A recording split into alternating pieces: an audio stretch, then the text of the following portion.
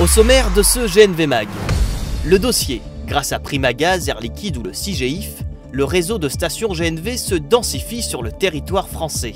Le focus technologique. Cryopure, une société française, purifie et transforme le biogaz de la méthanisation en bio-GNL et bio-CO2. Le reportage. Proviridis pose la première pierre d'une station Vegas nouvelle génération en région PACA. Bienvenue dans ce premier numéro de GNV Mag. Bonjour, je suis très heureux de vous accueillir en Bretagne pour ce premier numéro de GNV Mag. Nous sommes à Locminé, sur le site de l'IGER, un centre de méthanisation qui transforme 60 000 tonnes de déchets organiques chaque année en énergie, dont une partie en bio-GNV.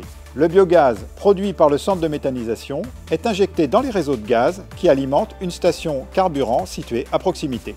Avant de découvrir ce lieu, je vous propose un tour d'horizon d'actualité de la filière. Le 13 décembre dernier, lors du World Class Logistics, Air Liquide, Transalliance et Samada ont reçu le prix stratégie logistique de l'innovation durable dans la catégorie chargeur pour la création de la station multi-énergie propre de Flévy-devant-Nancy en Meurthe-et-Moselle. Le grand prix, lui, a été attribué à Cryopure et ses partenaires, Suez, Siap, GNVR et Iveco pour le projet BioGNVAL, qui transforme pour la première fois en France le biogaz issu du traitement des eaux usées en biocarburant liquide, le bio-GNL. Iveco, constructeur numéro 1 des véhicules au gaz naturel en France, et Proviridis s'associent pour accompagner les transporteurs dans le cadre d'un dispositif d'aide à l'investissement, le PAC Vegas. C'est à Limoges que Primagaz inaugura en 2017 sa première station GNV créée en partenariat avec Avia. Avec ses 4000 m² et ses 4 pistes d'avitaillement simultanées poids lourds, la station GNV inaugurée par le CIGEIF à Bonneuil-sur-Marne est la plus grande station d'avitaillement d'Île-de-France. Le GNV est aujourd'hui le seul carburant alternatif qui offre aux transporteurs la possibilité de réduire les émissions polluantes de leurs véhicules tout en leur assurant une autonomie suffisante. Pour se développer, le GNV a besoin de densifier son réseau de distribution. Plusieurs acteurs majeurs de la filière y contribuent. C'est l'objet de notre dossier. Que le projet de station soit porté par des acteurs publics ou privés, ils répondent à des attentes économiques et écologiques. En inaugurant la station de Bonneuil-sur-Marne, le CIGEIF espère avoir un véritable impact sur la qualité de l'air en région parisienne. En Île-de-France, comme dans beaucoup d'autres grandes agglomérations, nous avons une nécessité, l'amélioration de la qualité de l'air. Et cette amélioration de la qualité de l'air, elle va passer par la réduction des polluants locaux, que sont les particules et les oxydes d'azote. Et aujourd'hui, le seul carburant qui soit possible et qui puisse répondre à ces objectifs, c'est le GNV et encore mieux le bio-GNV. Et quand je dis que c'est le seul possible, c'est que même si pour des véhicules plus petits, d'autres sources d'énergie peuvent exister, comme l'électricité, pour les poids lourds, on n'a vraiment que le GNV qui soit une solution fiable et mature. Aujourd'hui, on a 43 stations publiques en France, 5 en Île-de-France. L'Association française du GNV prévoit que dans les 10-15 ans à venir, on pourrait être entre 200 et 240 stations. Primagaz distribue du GNL porté depuis plus de 2 ans. Ce savoir-faire permet d'ouvrir et d'alimenter des stations loin des réseaux. Nous prévoyons d'en ouvrir entre 12 et 15 dans les 3 ans à venir, mais d'ores et déjà, nous nous appuyons sur un partenariat qui a été signé entre une société organisatrice de transport, en l'occurrence Isidis, qui nous a confié un certain nombre de ces trafics au travers d'un partenariat avec ses propres transporteurs, Perreno en particulier, qui nous permet sur 4 stations, d'ores et déjà, de démarrer une distribution et d'avoir l'ossature d'un réseau.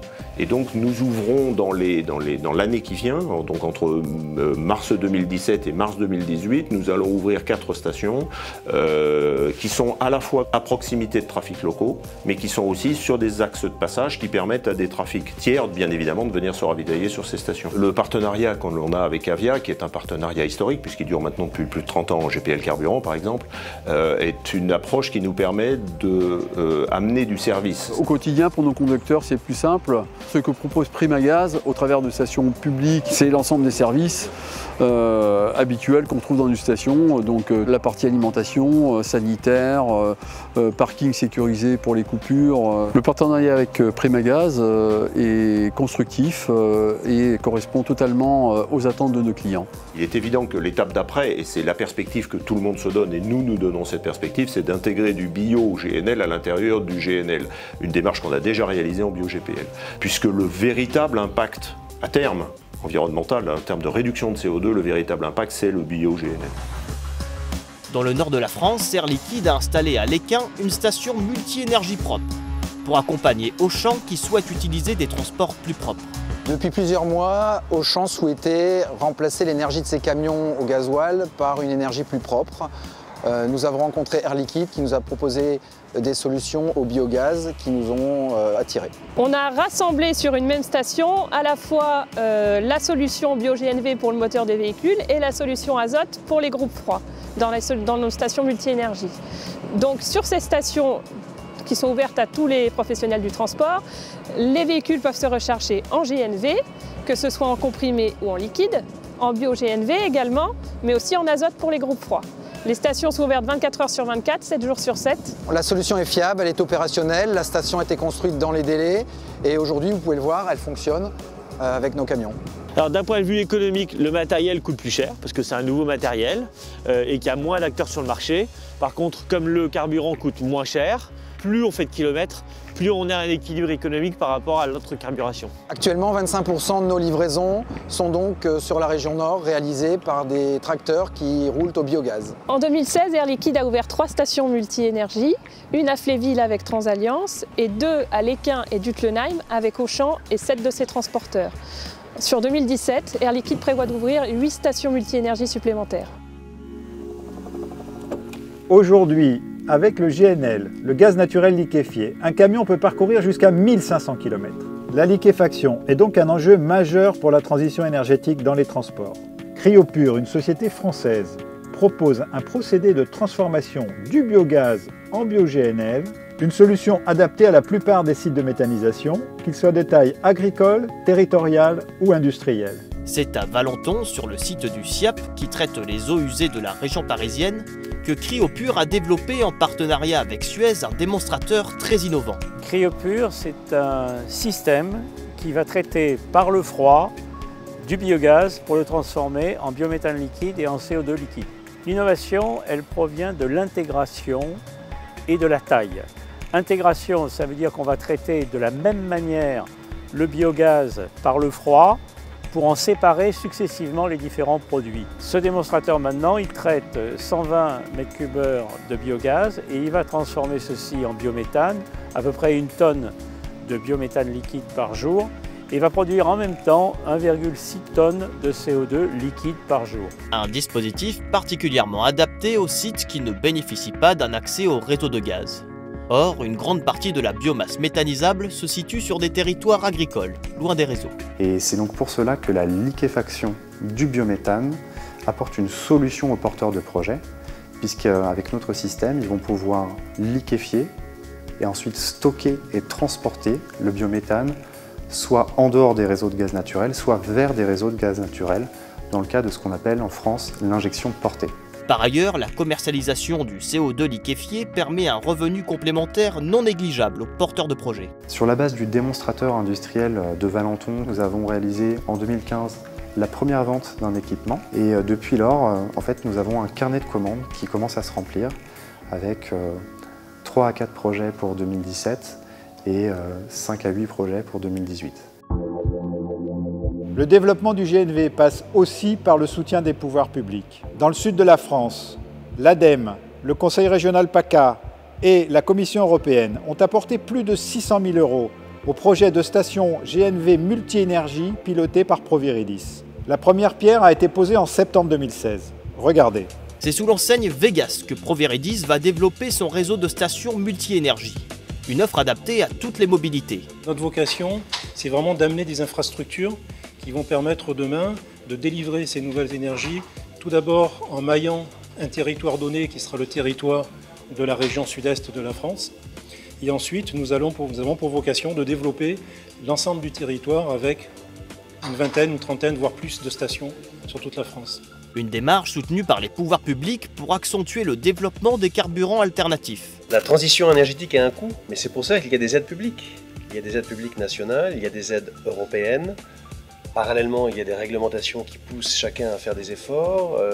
Voilà, il y a certaines défiscalisations possibles aussi, notamment sur les tracteurs GNV. On ne peut pas brutaliser également les comportements qui doivent aussi s'adapter derrière. Pour Proviridis, la transition énergétique passe aussi par l'hydrogène et l'électricité. Nous sommes une société extrêmement innovante où on est en train de développer des technologies qui nous permettent, à partir du gaz naturel, de produire de l'hydrogène et de l'électricité, des recharges ultra rapides qui n'ont pas besoin d'être connectés au réseau, qui est la plus grosse problématique des véhicules électriques. Les recharges très rapides mettent à genoux le réseau, déstabilisent le réseau électrique.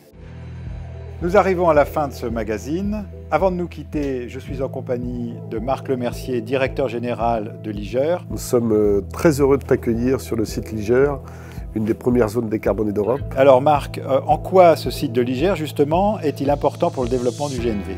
Le site Liger, c'est pratiquement plus de 3 millions de normomètres cubes de production de biométhane. Dès l'origine, les perspectives de développement étaient axées sur la mobilité propre. C'est une image extrêmement positive pour les Bretons. Alors justement, les Bretons, comment le territoire a accueilli ce site de production Liger? Alors, déjà, Liger est porté principalement par les collectivités. C'est une société d'économie mixte où les actionnaires majoritaires sont la ville de Locminé et la communauté de communes. Vous avez après derrière des acteurs privés importants. Donc il y a une très bonne acceptabilité locale, notamment par les habitants, puisque derrière c'est avant tout un projet de territoire.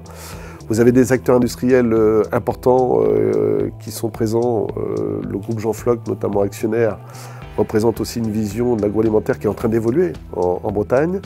Et puis derrière, le site est totalement supervisé par la Ligue Protection des Oiseaux, une des grandes associations environnementales françaises. Enfin Marc, j'ai une dernière question. Quelles sont les perspectives de développement que se fixe Liger? Alors, l'avenir de Liger passe par cette vision d'une mobilité décarbonée. Liger a déposé en 2012 une marque qui s'appelle Cargreen. L'idée, c'est véritablement de partager cette marque, de pouvoir envisager demain le fleurissement d'un certain nombre de stations avec des acteurs publics, privés, et de mettre au service, je dirais, l'image de Liger au service du GNV qui est, à nos yeux, un des carburants les plus importants de cette transition énergétique. Alors merci Marc de nous avoir accueillis sur ce site qui incarne parfaitement l'avenir de notre filière. Et pour terminer ce numéro, je vous propose de découvrir l'agenda de nos partenaires. Retrouvez l'AFGNV et ses partenaires du 14 au 16 mars 2017 à Paris, porte de Versailles, pendant la Semaine internationale du transport et logistique. Dans le courant de l'année 2017, Cryopure installera et mettra en service sa première unité commerciale, pour le compte de Greenville Energy en Irlande du Nord, près de Londonderry. En avril 2017, ouverture de la première station publique GNC GNL Vegas Drive en PACA dans la zone portuaire de Fos, à Port-Saint-Louis-du-Rhône. En 2017, Air Liquide programme avec ses différents partenaires l'ouverture de 8 stations multi-énergie propre sur le territoire français. Cette année, le CGIF espère bien continuer à développer son réseau de stations GNV grâce à la société d'économie mixte CGIF Mobilité qu'il vient de créer. Objectif : ouvrir 10 stations d'avitaillement d'ici 5 ans. Pour ne pas manquer les événements et les rendez-vous de la filière GNV, une seule adresse sur www.afgnv.info.